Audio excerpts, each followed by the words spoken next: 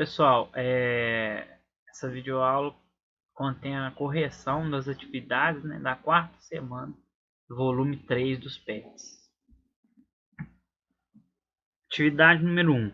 Escreva no seu caderno com suas palavras o que é a reforma agrária, quais benefícios a reforma agrária traz para a sociedade. Bom, gente, vocês podem escrever com suas próprias palavras, né? Não precisa pegar o que eu coloquei, porque eu coloquei com as minhas palavras, mas desde que vocês escrevam com as suas próprias palavras, algo que relacione, que fale realmente o que é a reforma agrária, né? Eu coloquei: a reforma agrária consiste na divisão, redistribuição de terras, né, realizada pelo poder público e pelo Estado, né, no âmbito municipal, estadual e federal, né. Esse processo ocorre para tentar sanar problema da má distribuição de terras, né? Esse problema da má distribuição de terras, foi comum, né? E continua sendo comum, infelizmente, no nosso país. Ele foi comum em vários outros lugares do mundo, que inclusive fizeram essa reforma agrária para acabar com esse problema, né? E fazer com que todas as pessoas tenham posse à terra, para que elas possam morar, produzir sobre essa terra. Isso é até um direito constitucional de toda a população, de toda a sociedade. Os benefícios que a reforma agrária traz, gente, exatamente são esses, né?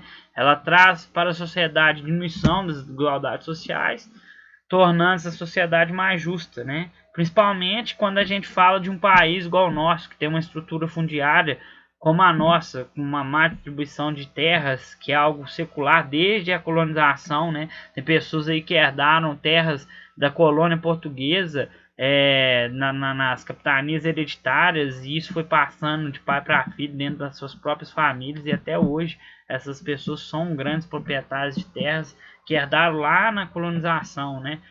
Então é algo antigo, né, que ocorre isso há muitos anos, né, algo histórico no nosso país, infelizmente. E é um problema que tem que ser sanado, né? 2. No Brasil, a reforma agrária nunca foi plenamente realizada. Cite os principais fatores que impedem sua realização. Bom, gente, como de fato no Brasil uma reforma agrária ampla, plena, né, uma reforma agrária que alcançasse, né, todo o país e as pessoas, né, toda a sociedade, nunca ocorreu. De fato, isso nunca foi realizado.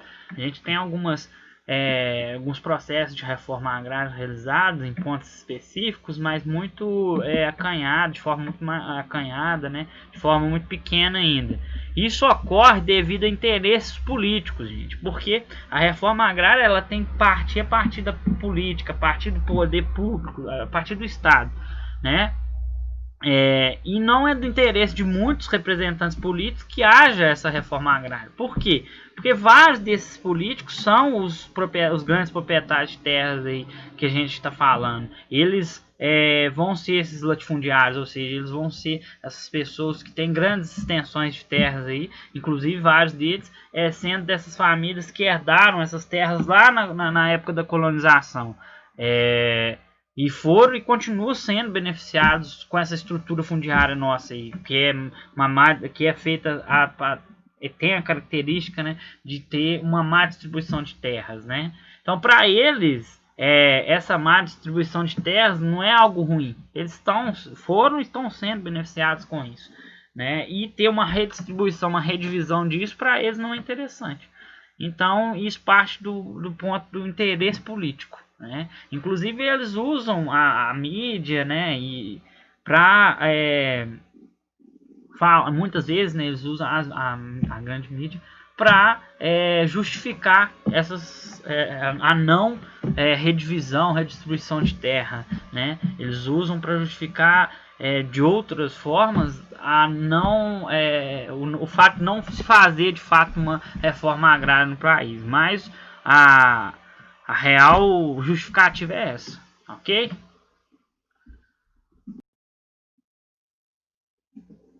Atividade 3. Observe o mapa da distribuição de terra no Brasil e responda seu caderno. É um mapa que mostra como se dá a distribuição de terras aí, né?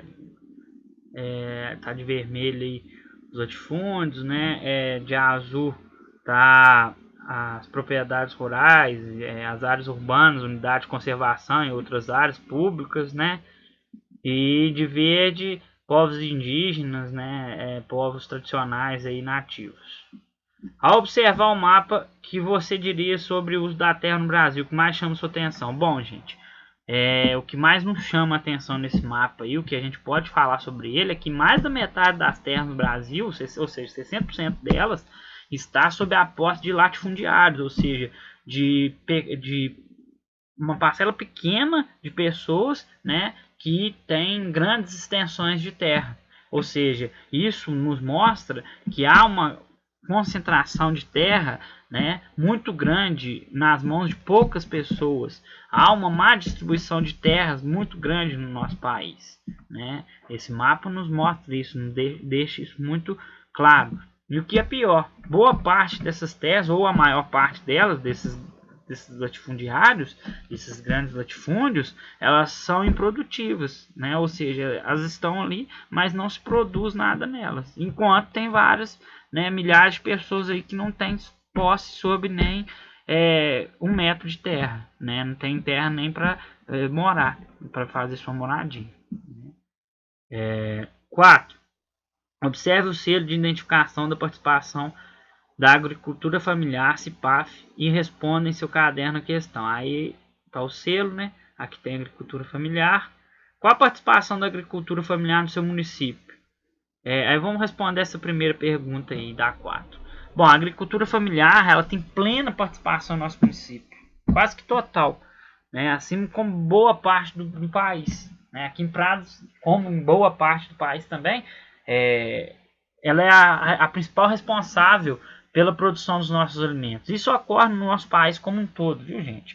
O que vem a ser a agricultura familiar? A agricultura familiar é a produção, né, agrícola, a produção agropecuária, né, pecuarista também, feita através de um viés da família, né? As pessoas não têm grandes propriedades de terras, as pessoas na agricultura familiar ela não tem uma grande, as pessoas não vão ter grandes extensões de terra, se produz em pequenas extensões de terra, né? Não vai ter muitos funcionários, muitos empregados, então quem vai tocar o serviço ali da terra, quem vai comandar isso tudo é a própria família, por isso se chama agricultura familiar, né? E em termos de nossa alimentação, em todo o país, ela é a principal responsável pela produção do nosso alimento.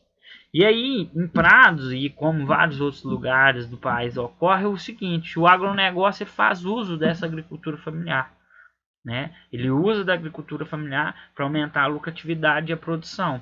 E em muitos casos, inclusive, ainda fica com o nome, né? Por exemplo, em muitos lugares, até na própria mídia, a gente escuta falando que é o agronegócio que é o principal representante, o principal responsável pela produção alimentícia, quando na verdade é a agricultura familiar.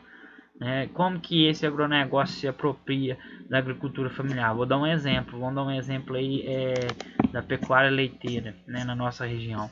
Nossa região, vários produtores leiteiros aí que produzem leite, eles são agricultores familiares e vende esse leite para fábricas de leite, né? O caminhão passa na fazenda deles e coleta esse leite que eles produziram, né? E quem que vai vender então no comércio esse leite? O agronegócio, aquela empresa. Mas quem realmente produziu aquele leite?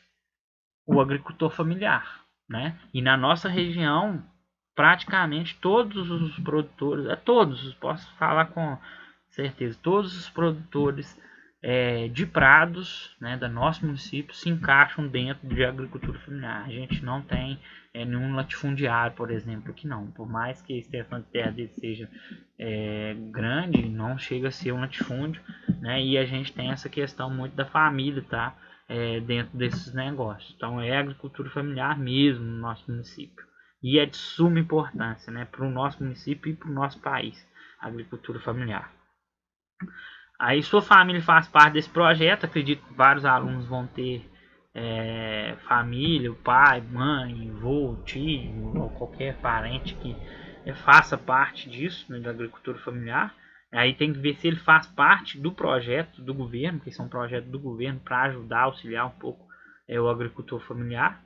E aí vocês podem contar a sua experiência. Aí é uma resposta mais pessoal, né?